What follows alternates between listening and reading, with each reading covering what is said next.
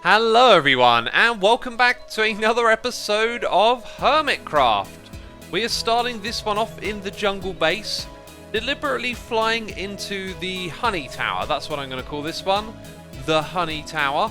You know, up the top here it's a little bit bare. I wish I had an excuse to do some building around here. But anyway, the reason we're in this spot is because a couple of episodes back I asked you which builds this season would you have liked to have seen more of, and this one was very popular. It is an extraordinary build, so we will start this episode off with just a little walk around. You can see nothing much has changed. I mean, we've got all of this empty space up here, and I wonder if there is something we can put it to use for. And if you've not seen this place before, we have our bee farm in the middle. I've actually been over here using this a bit lately. And look at those Borealis bees. Oh, those eyes, they never get old. The reason I've been over here is because I've been stocking these up. They've started to sell in the shop, I've noticed. And not just the beehive block, but the beehive with bees inside of it. So the farm over here is super simple. You just breed through the gaps like so. And then the bees will make their way over onto this side because they're lured over by the rose bushes that I'm holding. Then those little baby bees get pollinated and they make their way inside of here. And because of these trapdoors covering the entrance, they can never get out again. Okay, this little baby bee has pollinated and should pop into a hive block. It just did that, didn't it? So that means that these aren't all full yet, so I'm not going to harvest it today. Anyway, we'll close that, and eventually the bees on the other side will make their way back in. Now this place is also home to the honey pipe and the honey vault down here filled up with honey blocks.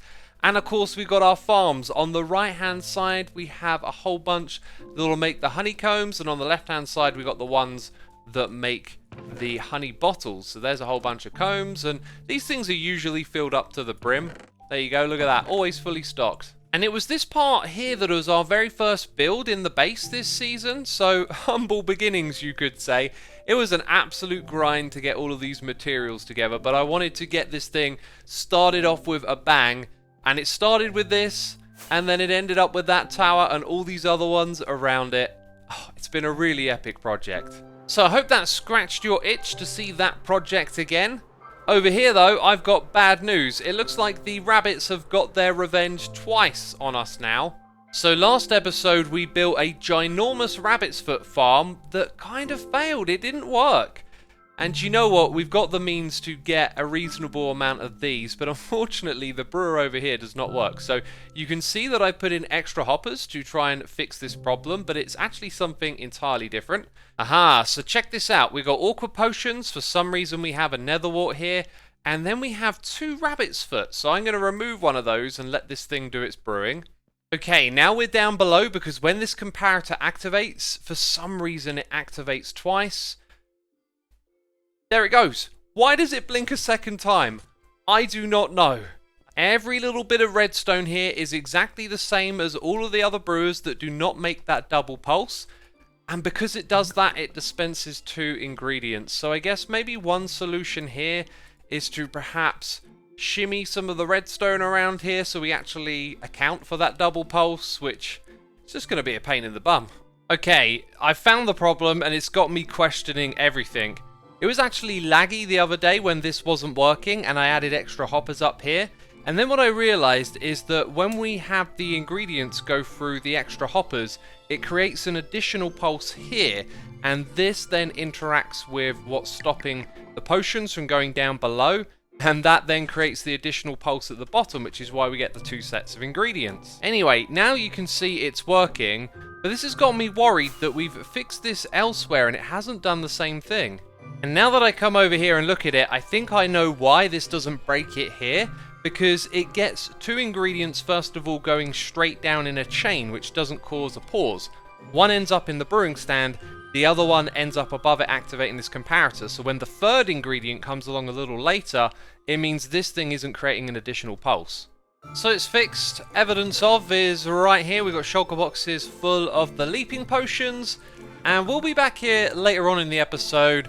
I've done a little bit of building, but later on I want to come back here and show you something substantial. As of right now, though, I wish to head over back here and sort through my junk, and this is what I'm looking for right here.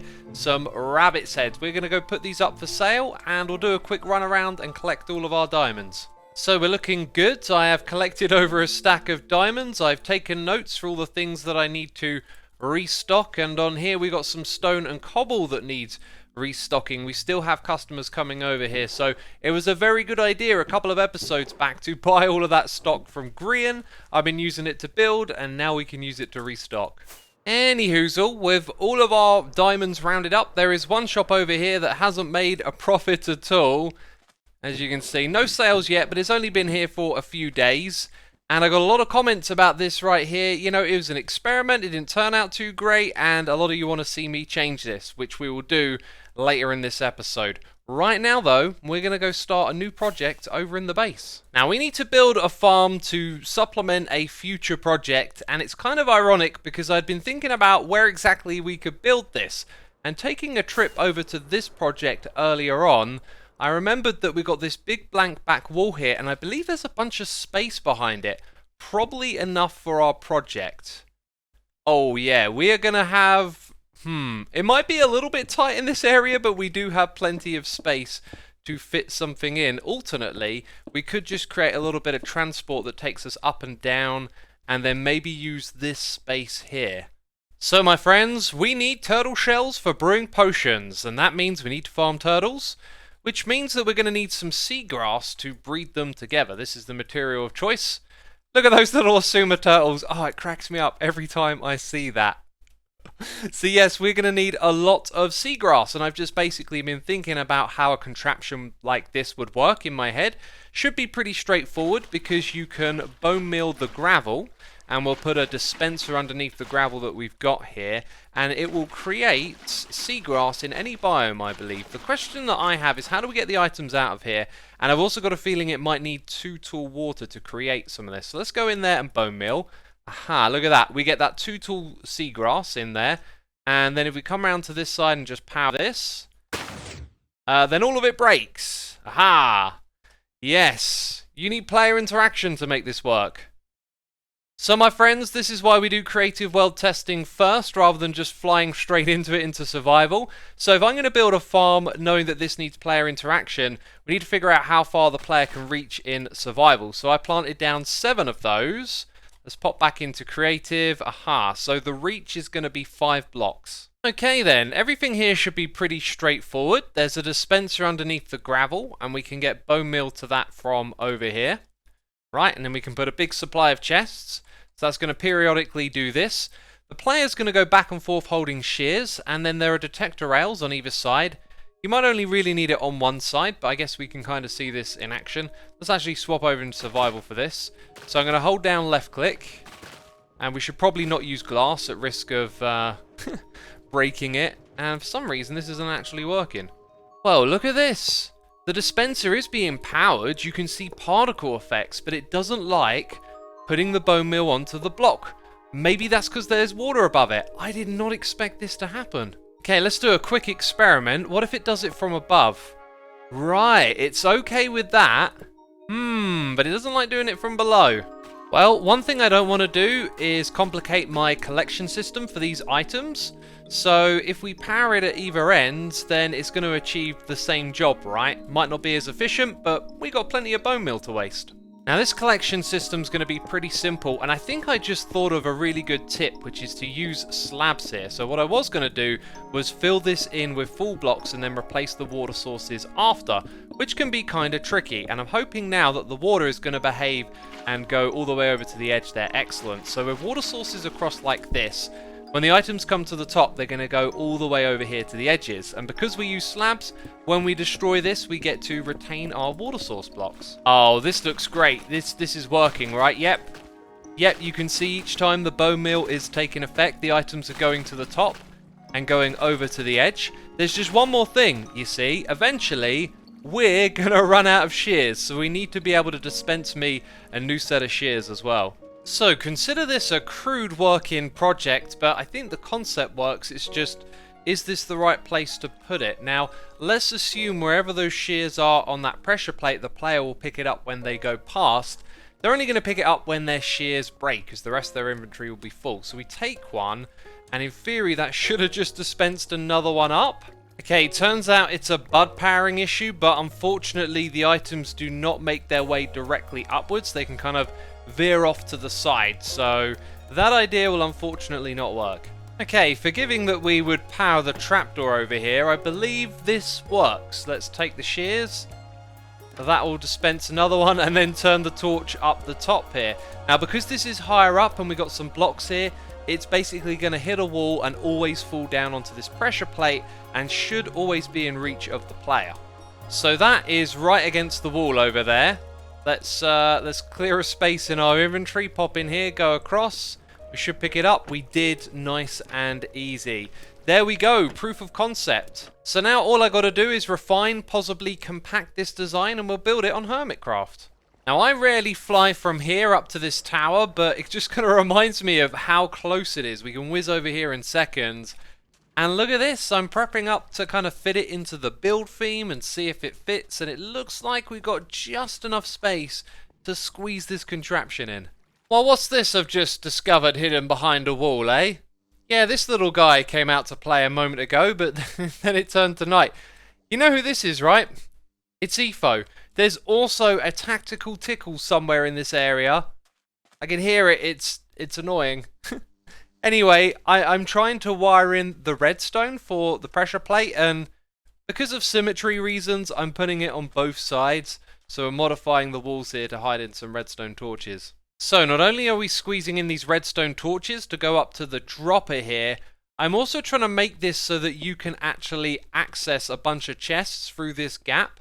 So, that block kind of gets in the way, but I was hoping you could reach the chest above, and then maybe the seagrass that we collect comes round to here, and there's a chest at the bottom for the player to pick it up. And as long as we configure the dropper up here correctly, probably going to be better to put it on this side, right? Then we can have a different shaped block below it because it's going to project the shears onto this edge. That's why we got the trapdoor there as well. This, my friends, this is actually going to work out. It's happening, my friends. We're squeezing all of this redstone into this small space and it's all functional. The detector rails are going to power the dispensers.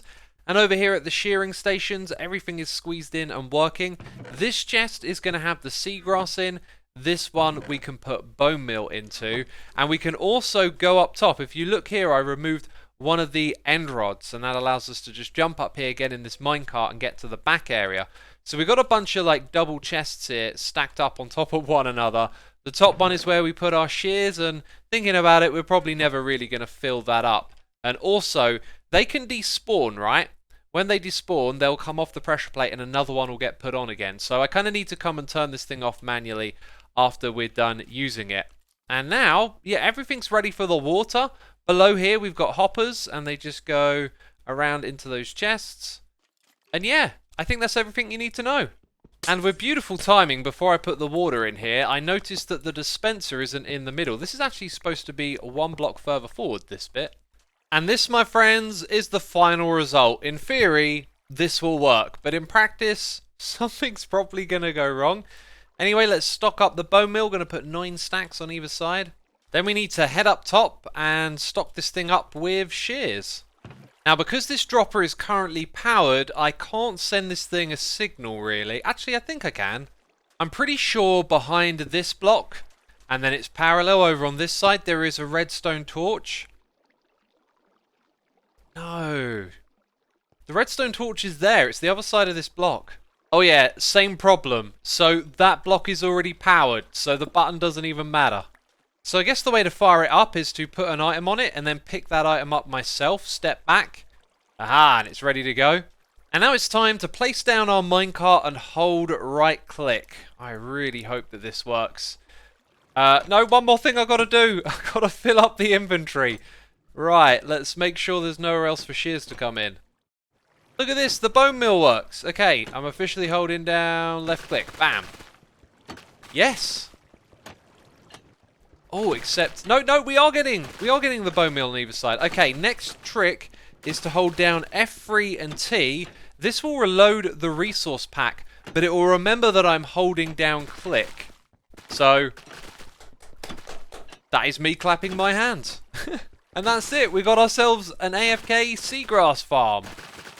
Okay, it's been only a minute and the shears are broken and we picked up a new pair. And they are on either side. Everything is working. This is just wonderful. Ah, look. Okay, they're going to get removed, basically. Yeah, they're making some funny noises. You know, I just thought of something useful. If I want to stop this thing, right? The shears, you know, I can pick them up, but they're going to despawn eventually. I picture myself going up top and manually emptying them. But if I do that... Ah, there we go. Now we got control. Excellent. I think the timing of this project is just amazing that we come over here to check this out and then we're able to squeeze this in up here. It's fantastic. I got to clear out these chest monsters though, right? Every project, just chest monsters everywhere. But I've got a bunch of shulker boxes right now that we're going to fill up because I was AFK for about 20 minutes and we got ourselves a full chest over here and a full chest on the other side. Now, I don't know how much we need in total for our next project, but we could potentially use up all of this. But since it didn't take a long time to get that much, I am done with using this for now. Let's fill up these shulker boxes and head out of here. So when playing this game and making these farms, you got to think about things in advance, you know, so that you can figure out all the things you got to do. And sometimes you make some big mistakes, which is what I tend to do often. And I almost made a rather big mistake with this. We have some turtles captured over here, and I was thinking that means that we need to build our turtle farm in this location.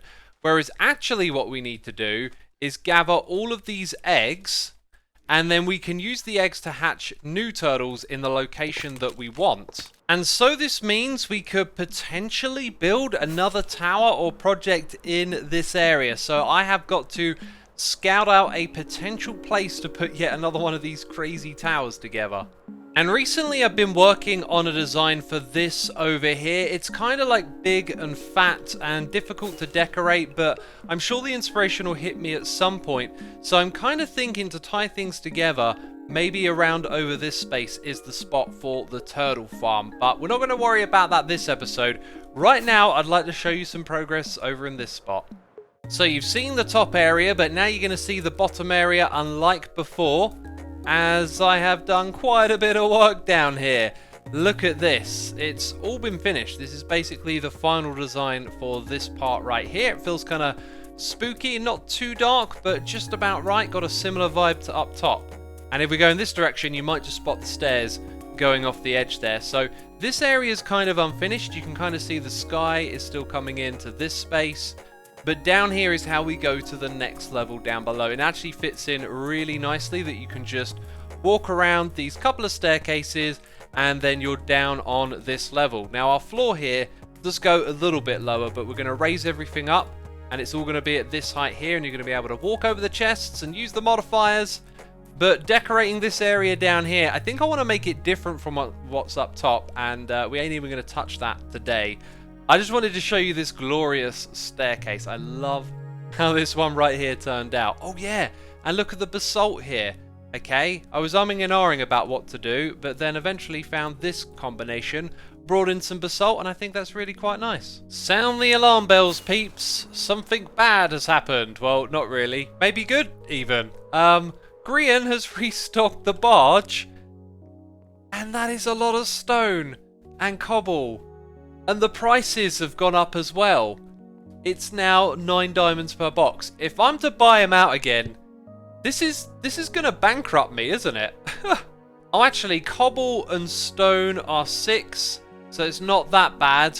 And I tell you what, I'll actually snap up this andesite because there's only 2 boxes of it, and as you know, we need a lot of this stuff for our mega build. This is going to hurt my wallet. You got to tell me in the comments down below. Am I a Wally? Is this a bad strategy? I'm about to throw away a lot of diamonds. I do need the shulker boxes though. Yeah. Literally 216 for all of this right here. Oh, and I want to buy the 2 andesite boxes, right?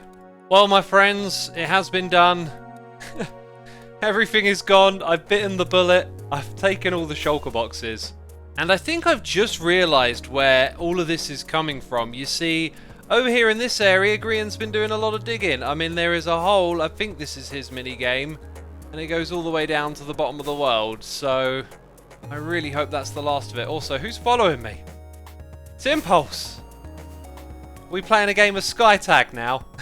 Let's try and high five. And there's Tango. He's just AFK, isn't he? Come on, let's see those bunny slippers. Oh, look at them. Look at the bunnies. That's wonderful. So I am making my rounds back and forth, and look at this. This one ain't even stocked up fully. Oh, I feel like I've been ripped. I feel like I ripped myself off. This is probably a bad strategy. But anyway, earlier in the episode, I said that we would be coming back to the potion factory, and you've seen some progress over there. I also said that we'd be coming back to this, right? And I was going to throw a water bucket up the top, explode it all, disable this, and rebuild it with something, you know, not as impressive as what I've got in mind. You see, the idea finally hit me. I've got something fantastic that I'm going to try and do with this end crystal. It's going to blow your mind. But it will actually take me an extraordinary amount of time to figure out, to gather all the materials and make this thing happen. So we're just leaving this right where it is for now. And yeah, in general, everything I've been doing lately has taken me a lot of behind the scenes sort of time. I've been designing tons of stuff for the potion factory. We're going to build some more of that soon. There's still a long way to go with that project. And now I got to design a turtle farm that can be AFKable so that we can get tons and tons of scoots. And in the spirit of resource gathering for things I'm going to need in the future, I think it's time for an AFK session in this area. I have gathered up tons of gold. We just got to feed it to our piglins over here. Look at this. The redstone around the back here, it always freezes up. We've got a chunk border. Yeah, we're on a chunk border. Can I just do that and that'll update it? Sweet. So anyway, the note that I wanted to end on was that after these episodes, I live stream on twitch.tv/Xisuma. We're going to be doing that for the rest of the year, but then next year that's going to change. So if you're at the end of this episode and it's only recently come out, I might be live on Twitch right now playing some Hermitcraft. So head over there and hit the follow button, and this is where we're going to wrap the episode up. So if you enjoyed it, be sure to leave a like. As always, thank you for your support, and I'll see you soon with another episode of Hermitcraft. Bye-bye.